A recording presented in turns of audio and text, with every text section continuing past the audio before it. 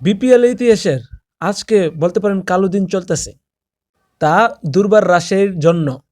আজ সকাল থেকে দুর্বার রাজশাহীর মালিক সহ তার টিম ম্যানেজমেন্ট কেউই যোগাযোগে নেই। প্লেয়াররা অনেক চেষ্টা করতেছে কিন্তু তাদের সাথে সংযোগ করতে পারতেছে না। এমনকি কিছুক্ষণ আগে দুর্বার রাজশাহীর অফিসিয়াল ফেসবুক পেজও উধাও হয়ে গিয়েছে। বিদেশি প্লেয়াররা হোটেলে আটকে পড়ে আছে এবং বিমান টিকিট আর পেমেন্টের জন্য অপেক্ষা করতেছে। এমনও শোনা যাচ্ছে যে প্লেয়াররা দেশ থেকে টাকা আনে খাবার খাচ্ছে। বিপিএল থেকে গতকালকে দুর্বার রাজশাহী এলিমিনেট হয়ে গিয়েছে। দুর্বার রাজশাহীর টিম ম্যানেজমেন্ট 3 দিনের জন্য সবাইকে ছুটি দিয়ে দিয়েছিল। টুর্নামেন্ট থেকে বিদায় নেওয়ায় এখন প্লেয়াররা তাদের বাড়িতে যাবে, কিন্তু পেমেন্ট কেউ পায়নি, কিন্তু আশ্বাস দিয়েছিল যে পেমেন্ট পাবে তারা।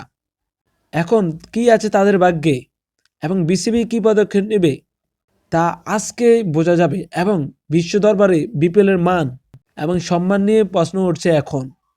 যদি কোনো কারণে টিম ম্যানেজমেন্টের সাথে যোগাযোগ করা না যায়, তারপর মালিক কর্তৃপক্ষের সাথে যোগাযোগ করা না যায়, তাহলে কি হবে?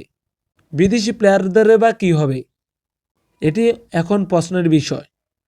আশা করি দ্রুতই এই ঝামেলার সমস্যার সমাধান হবে, না হলে বিসিবির মান সম্মান তো যাবেই।